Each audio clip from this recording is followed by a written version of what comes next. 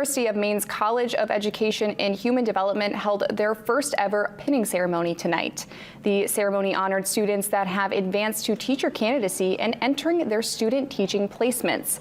Students received a pin that represents their accomplishments as they continue to further their education. Food and drinks were served at the ceremony before each student was honored. This is a new ceremony that staff feel is important to recognize students' hard work.